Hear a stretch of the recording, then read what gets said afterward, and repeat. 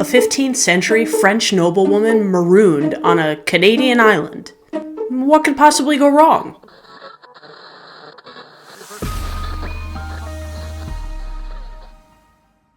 Hi, I'm Amanda, and this is Spineless Books, your one-stop shop for all things audiobook. Isola by Allegra Goodman is based on the true story of Margaurite de La Rocque, a young French noblewoman who's under the care of a guardian/cousin figure in Allegra Goodman's version after being orphaned at a young age. Now, the facts on this true story are murky, but Allegra Goodman's version is crystal clear and full of detail. The book follows Margaurite from her childhood all the way through to her unfortunate marooning on a Canadian island. Now, I really don't want to give away anything about this book, so I'm not going to tell you how it concludes at all. I will tell you, however, that it's very rare that I have such a strong love-hate relationship with a book. I found this book super depressing, really a downer, but I had to know what happened. I was completely enthralled.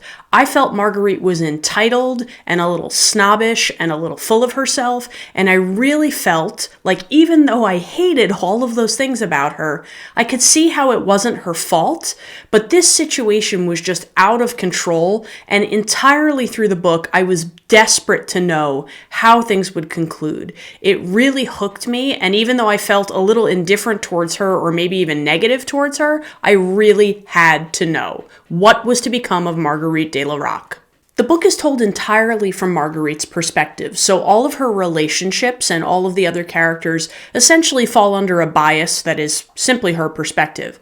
I enjoyed Fiona Hardingham's narration. I thought she did a great job of portraying what made sense to me as the attitude and demeanor of Margaurite, given her background and the situation she was in. And I also appreciated the way Fiona Hardingham represented transition for the character in the way she used her voice. It was very subtle, but it was extremely well done.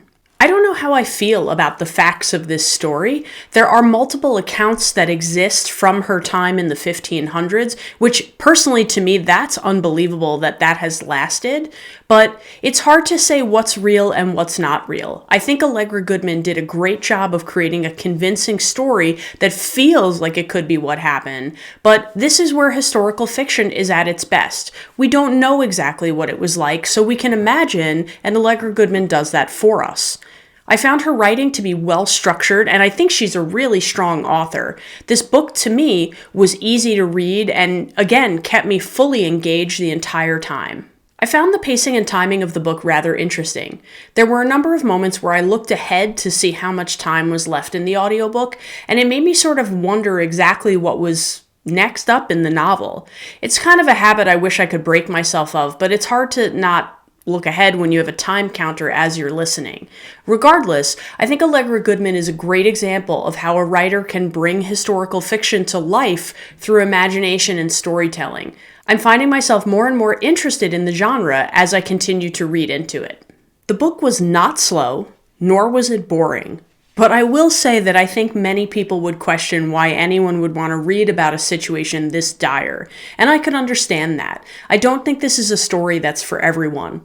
In fact, a friend of mine recommended it to me, and when I was about 2/3 of the way through the book, I told her that I hated this book, but I needed to know. And she said she had the same experience. Not so much that she hated it, but that there's something about it that even though you're irritated or upset that you're reading it, you just have to know how it's going to end. The book really hooked me in that way.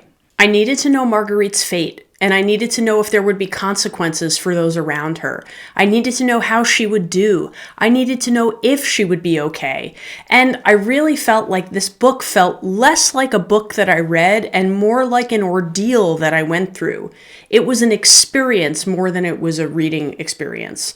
I feel essentially like I've been through a crisis situation. For me, finishing Isola was kind of like coming out on the other side of something. I think if Goodman wasn't such a strong writer, I probably wouldn't have made it through this book. I don't know that it would have held my attention if it wasn't for her incredible ability as an author. Goodman managed to keep me invested all the way through to the end.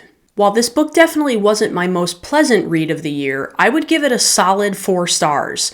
I would say I was closer to 4.5 at one point, but it just really didn't rise to that level for me. Keep in mind if you're going to read this that it could be quite an ordeal. It's not the most pleasant story, and it is a little bit tough to get through. I would actually suggest perhaps balancing this up against something lighter if you like to read more than one book at a time. I usually max out at 2 at a time, but I try to stick to just one. But I think a balanced book would help this a lot. I didn't love it, but I love that I read it. But remember, you might love what I hate and hate what I love, so make your own opinion. But thanks for listening to mine. See you next time. Hope you like and subscribe.